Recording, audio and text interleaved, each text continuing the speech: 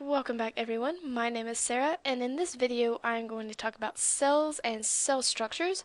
Just a random side note, I picked up a Java Monster Irish blend, Irish coffee without the alcohol in it. It is absolutely fantastic. So now that I have a massive amount of caffeine and whatever other energy supplements they put in this thing, I'm ready to go. Cells come in a variety of shapes and sizes. You can have unicellular organisms, which only have one cell, or multicellular organisms, which have two or more cells. Humans, for example, contain about 1 trillion cells. That's a lot of cells.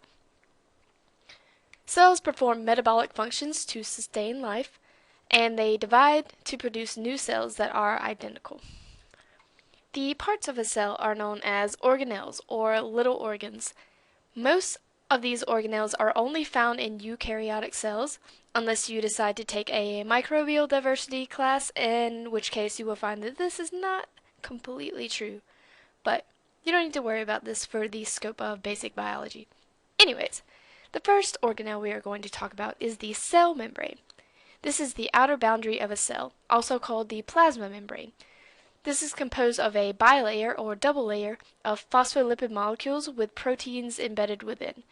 If you remember from my organic chemistry video, a phospholipid, you've got your lipid molecule here with your hydrophobic tails, hydrophobic meaning water-hating, and you've got your phosphate group here, which is hydrophilic or water-loving.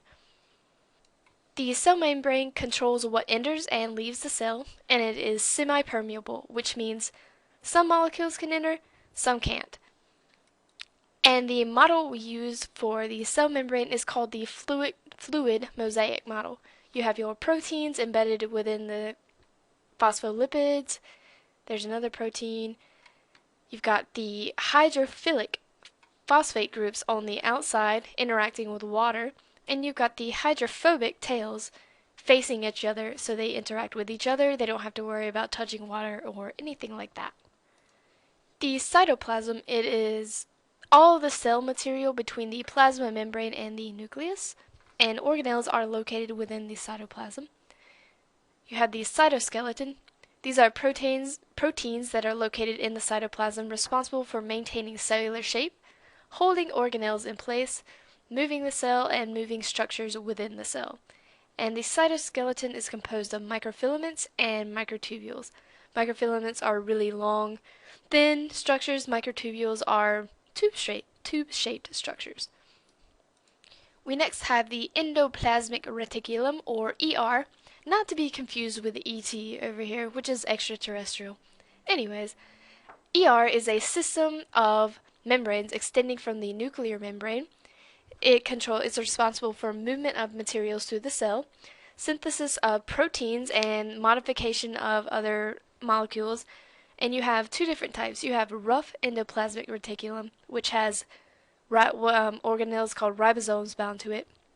And you have smooth endoplasmic reticulum, which does not contain any ribosomes. Ribosomes are the sites of protein synthesis. There are freestanding ribosomes, which are just scattered throughout the cytoplasm, or you have ribosomes that are attached to the ER. Ribosomes that are freestanding are involved with cellular protein synthesis.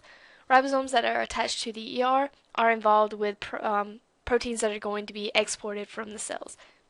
We next have Golgi bodies, or also known as the Golgi apparatus. This is a series of membrane stacks.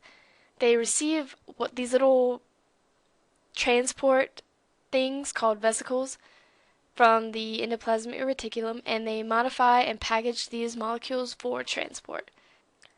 And vesicles are just little storage areas that are enclosed by some sort of membrane. Vacuoles are big storage areas. Lysosomes are a special type of vacuole. These contain digestive enzymes. So if you were to bust open a lysosome within the cell, it would destroy the cell. It would eat the cell alive, basically. Lysosomes are different because they have not one membrane, but two membranes, so two phospholipid bilayers instead of just one.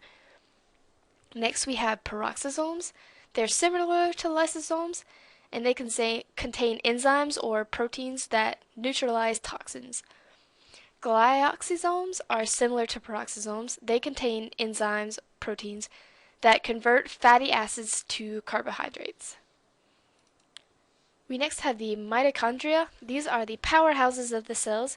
They have two membranes, an inner membrane and an outer membrane. The outer membrane separates the mitochondria from the cytoplasm. The inner membrane is the site of the electron transport chain and ATP, adenosine triphosphate synthesis. They're the sites of cellular respiration. The nucleus is the location of most of the DNA and RNA the cell makes. It's also a double membrane, so two membranes containing these big holes called pores where things can enter and leave the nucleus. And within the nucleus is a structure called the nucleolus, which is the site for synthesis and storage of RNA.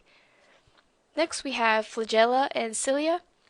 These are cytoskeletal extensions from the cell's surface, and they're involved with movement. Think of flagella as these long tails that extend from the cell. Cilia are more like little itty bitty tiny hairs on the surface of the cell. The cell wall is composed of different molecules depending on what type of organism you have. For example, plant cells have cell walls composed of cellulose. Fungi have cell walls composed of a molecule called chitin. Cell walls are very rigid. They're involved with structure and support of the cell as well, and they are located outside of the plasma membrane. Plastids are found in organisms that are capable of photosynthesis. You have leucoplasts or amyloplasts that store a molecule called starch.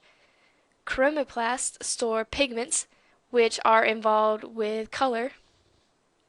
Different pigments produce different colors: red, white, green, blue, what have you. And then you have chloroplasts, which contain the molecule chlorophyll, and these are the sites of photosynthesis. And finally, we have organelles called centrioles, which are involved in cell division. You really only find these in animal cells. But this is all I have for cellular structures. In my next two videos, I'll be going over the differences between plant and animal cells.